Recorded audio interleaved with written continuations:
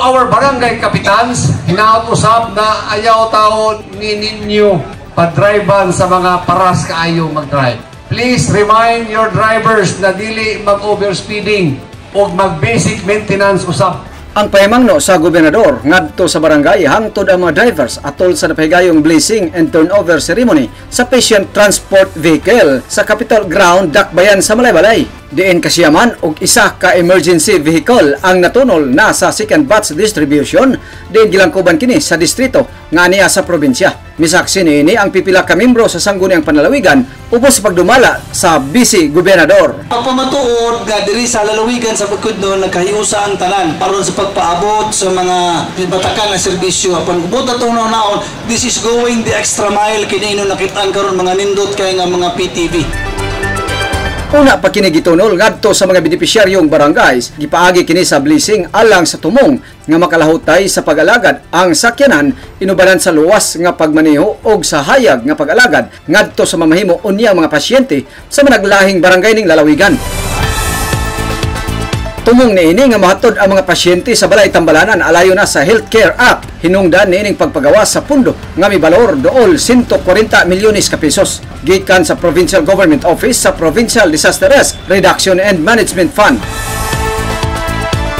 Kini nga sakyanan is intended only for sa mga pasyente ginato nga dili pa kaayo critical gid ang condition. Unlike before nga wala pa mi sakyanan nga magamit nga makadindiin tawon mi og panawag sa tong sakyanan nga magamit para matabangan to namo ang nanginahanglan. Hopefully kini nga sakyanan is magamit gid sa insakto para gid pod sa kayuhan sa among mga katawhan nga naay gibati sa panglawas. Subay niini gipadayag ni Gobernador Nel Roque ang padayong pag-alalay sa matag barangay sa hisgutan ng emerhensya. Our mission is clear: to enhance the healthcare system of Bukidnon, to make our barangays more able to serve their communities in emergencies. The emergency transport of patients in an equipped, safe, and timely manner is key to saving their lives.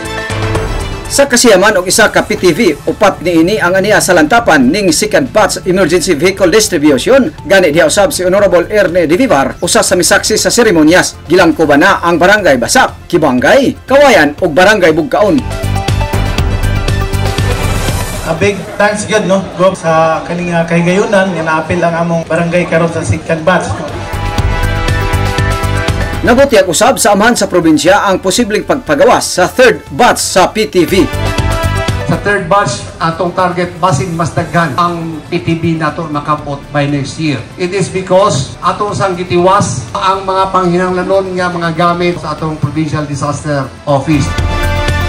Sa kinatibuk-an human sa seremonyas, gilayon ang mga pang-emerhensyang sakyanan ang iya-iyang gidala sa matag punong barangay aron hinayon na kining makatakdo sa tumong nga pagpasakay sa mga pasyenteng nagkinahanglang madala sa balay Tambalanan. Salamat Governor Roque sa PTV. Gikan sa lawak kasayuran sa buhatan sa mayor, Maldunulo ang lagan alang sa kasayuran.